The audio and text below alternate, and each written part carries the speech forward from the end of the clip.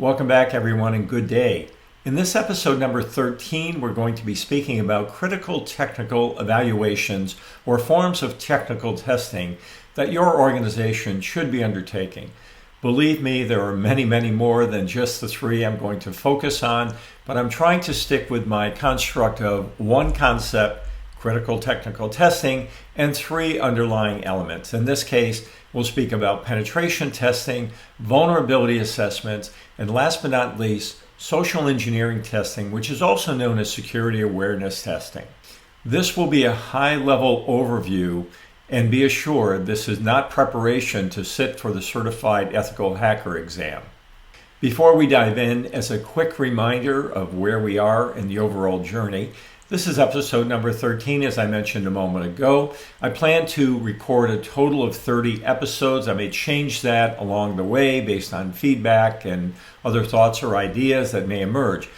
All episodes will be posted to this YouTube channel that you're viewing now. If you've not already done so, you may wish to subscribe to ensure that you're notified of any new episodes that we may post. Also, feel free to place any feedback here.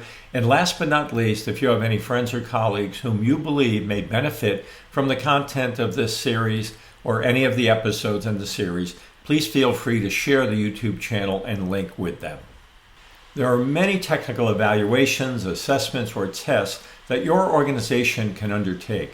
It's very difficult to reduce the number to 3. These others include, but are not limited to, those shown in the graphic. For example, an assessment of your disaster recovery preparedness. An example, the regulatory compliance assessment. Another example, an overall security audit. In addition to those, web application assessments, wireless security assessments, sensitive data discovery scans are also technical assessments that can be performed. As I mentioned, we're going to focus on 3. First and foremost, let's talk about penetration testing. This can be done in the form of internal or external penetration testing. It constitutes security testing in which the evaluators mimic real-world attacks. And what we're trying to do is identify ways to circumvent security features of your environment, whether it be an application, a system, or a network. What might you discover as a result of a penetration test that someone can get through your firewall, as a simple example. The second test is vulnerability scanning. Vulnerability scanning is the process of identifying security weaknesses or flaws in your systems and software and network.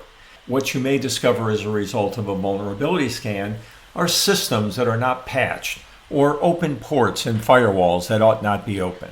And last but not least is a matter of social engineering testing, also known as security awareness testing. It's the practice of attempting typical social engineering scams on your organization's employees, workforce members, to ascertain as to whether or not there's a level of vulnerability that may be exploited. And what might you discover as a result of social engineering testing? Yes, indeed, people click on links, and sometimes they even give away their login credentials. A really important point to remember is that you can conduct all the technical tests in the world, no matter how often or how many of them you undertake. It does not constitute a risk analysis. Technical testing, on the other hand, is testing the efficacy and the effectiveness of controls that you ostensibly have already put in place. There, unfortunately, continues to be great confusion over what technical testing is and what it is not. I assure you, it is not a risk analysis. Technical testing is a wonderful thing. It's a required thing.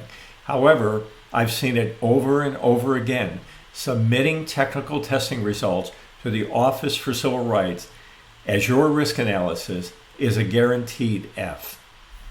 So what we covered in this episode was the concept of critical technical evaluations, and of course we covered pen testing, we covered vulnerability scanning, we also covered social engineering testing. Remember, I can't say it enough, it's required, it's important, but it's not a risk analysis. As always, I'm ending the session with a set of suggested actions as well as some references and resources that I would encourage you to review and consider while the material is still fresh in your mind.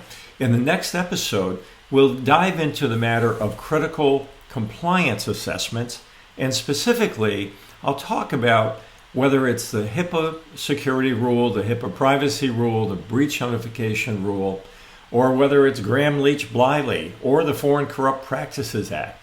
If you want to conduct a rigorous and thorough compliance gap assessment, you need to ask 3 questions over and over again. Number 1, do we have appropriate policies and procedures in place? In other words, is it documented?